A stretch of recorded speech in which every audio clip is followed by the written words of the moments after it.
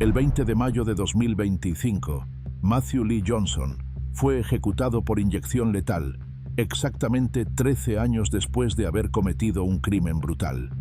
En este video, revelaremos qué ocurrió, cuál fue su última comida y cuáles fueron sus últimas palabras.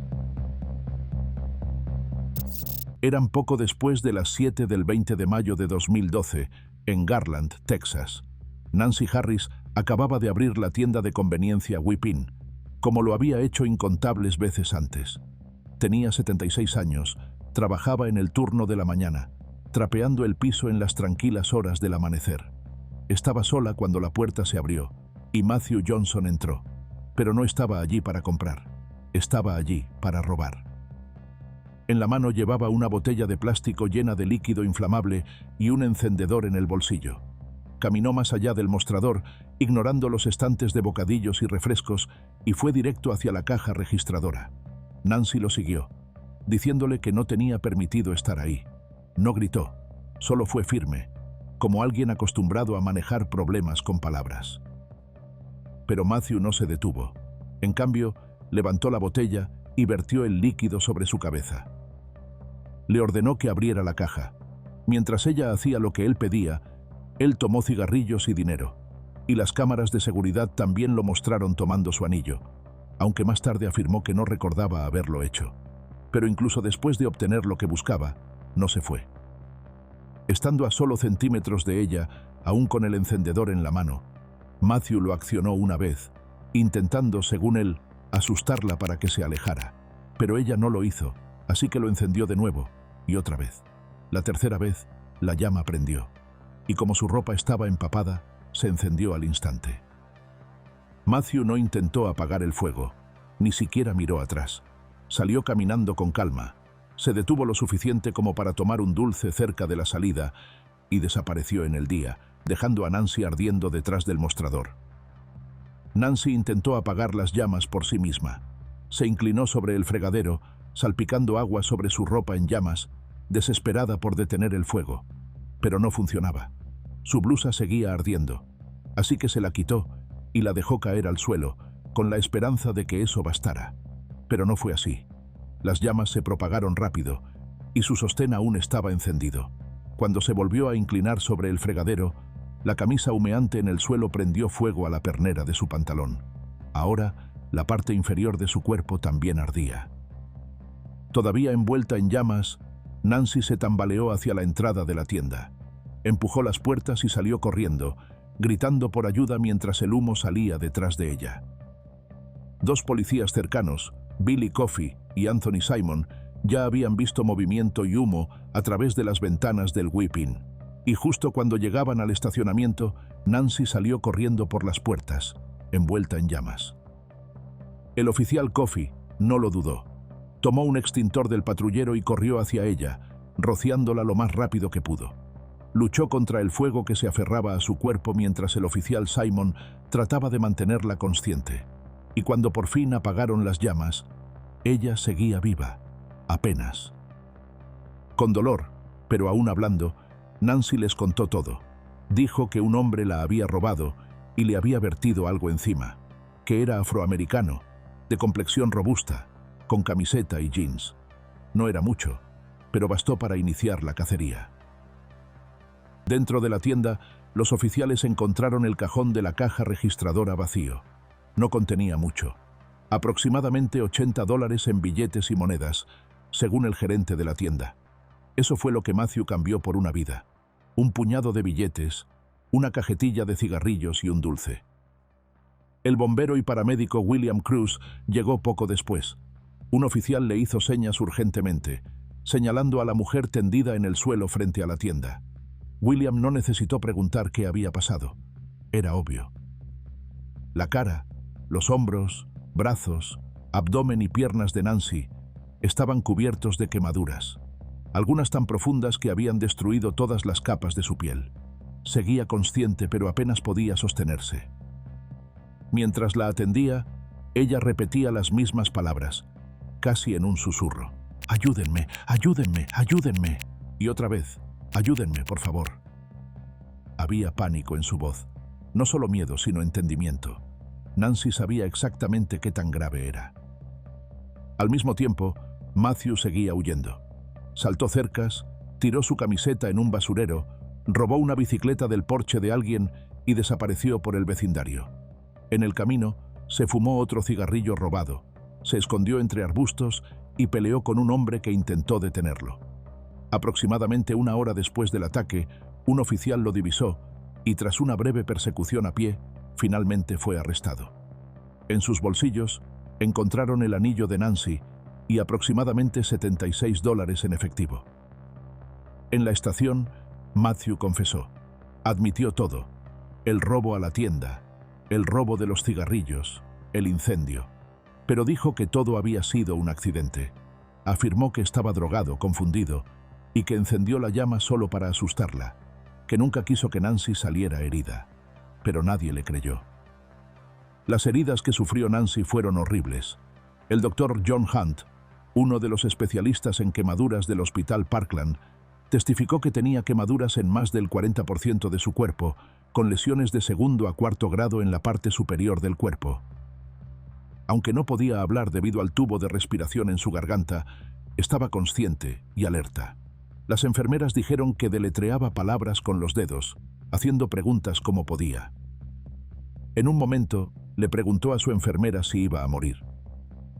Los médicos le explicaron los tratamientos que estaban intentando: injertos de piel, medicación, cuidados de soporte. Pero al escuchar todo eso, Nancy negó con la cabeza. Ya no quería luchar. Su familia respetó sus deseos y siguió lo que había escrito en su testamento en vida. Suspendieron el tratamiento y 5 días después del ataque, Nancy Harris falleció a causa de sus quemaduras. En ese momento, Matthew fue acusado de asesinato capital. Y este no fue un caso donde la fiscalía tuviera que basarse en suposiciones. Las imágenes de vigilancia eran claras. Se encontró la botella con líquido inflamable, y él había confesado haberla vertido sobre Nancy. Tenía un encendedor en la mano, la había robado, y luego la prendió fuego. Y en el juicio, no negó nada. Incluso explicó dónde había estado la noche anterior. Dijo que había ido a una recepción de boda en casa de su hermano, no lejos de la tienda Whipping. Allí bebió en exceso, y para cuando terminó la fiesta, reconoció que ya estaba ebrio. Alrededor de la medianoche, un familiar le dio $30. Ese dinero debía usarse para reparar su auto, pero Matthew tenía otros planes. Caminó unas cuadras, encontró a un dealer y se lo gastó todo en crack. Fumó parte de la droga en ese momento. Luego vendió una porción para comprar más. Para las 4 de la madrugada, ya había consumido 10 piedras de crack, según su propio testimonio. Entre las 4 y las 5 de la mañana, se tomó un Xanax, diciendo que era para calmarse antes de ir a cuidar a su hija. Pero en lugar de ir a casa, volvió a la casa de su hermano alrededor de las 6 de la mañana.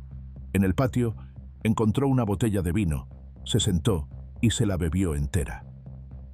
Y fue entonces cuando regresó el deseo por más crack, y no tenía dinero para conseguirlo. Así que tomó una decisión. Agarró una botella de plástico, la llenó con líquido inflamable y se llevó un encendedor. Su plan, dijo más tarde, no era hacerle daño a nadie. Solo quería asustar a alguien, verter un poco de líquido, encender una llama, hacer que se pusieran nerviosos y entregaran el dinero, luego marcharse. En el juicio, Matthew subió al estrado. No ocultó nada y se llamó a sí mismo basura. Frente al jurado, dijo que merecía morir por lo que le hizo a Nancy Harris. Incluso dijo que deberían prenderle fuego, igual que a ella. Pero en la misma frase, les pidió misericordia. No por él, dijo, sino por sus hijas. Tenía 3 niñas pequeñas, y por roto que estuviera, no quería que ellas crecieran sabiendo que su padre había sido ejecutado. Le pidió al jurado que le perdonaran la vida, por ellas, pero no funcionó. El 10 de diciembre de 2013, el jurado lo declaró culpable y lo sentenció a muerte. Pero su decisión no se basó solo en un acto de violencia. Habían visto un historial largo y preocupante, un patrón que les decía que este no era un hombre que simplemente había cometido un error. Matthew ya había sido condenado antes, por robo, agresión y violaciones de órdenes de alejamiento.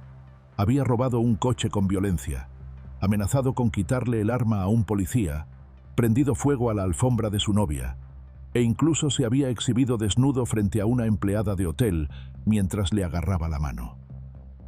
Y la prisión no lo cambió. Si acaso, confirmó que el jurado tenía razón. Agredió a su compañero de celda con tanta violencia que el hombre necesitó 9 grapas en la cabeza.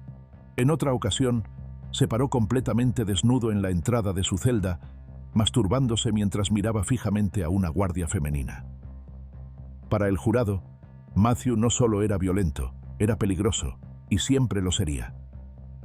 Sus abogados intentaron todo después del juicio.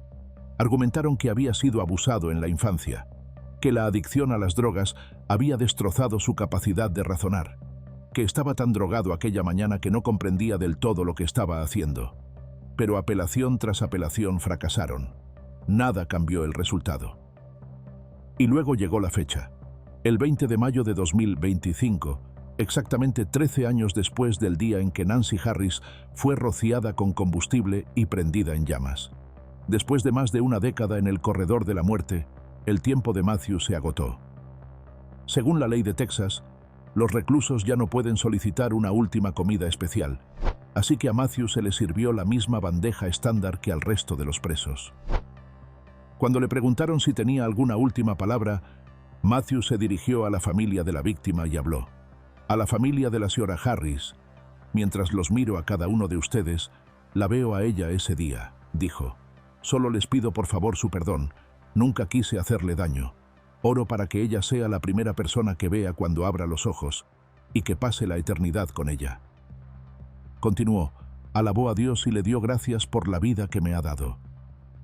Luego se dirigió a los hombres con los que había pasado años en el corredor de la muerte, llamándolos hermanos, y les dijo que los amaba. También agradeció al personal de la prisión por tratarlo con dignidad, por darle, en sus palabras, la oportunidad de ponerme en paz con mi Señor. Después vino su disculpa a su esposa y sus hijas.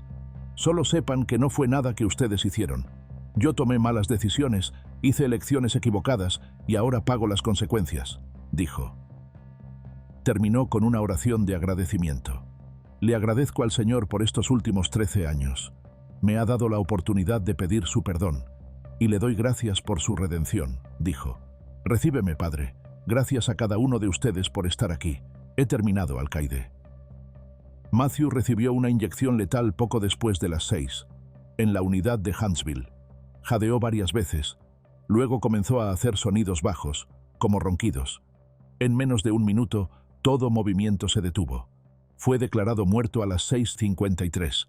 Matthew Lee Johnson tenía 49 años.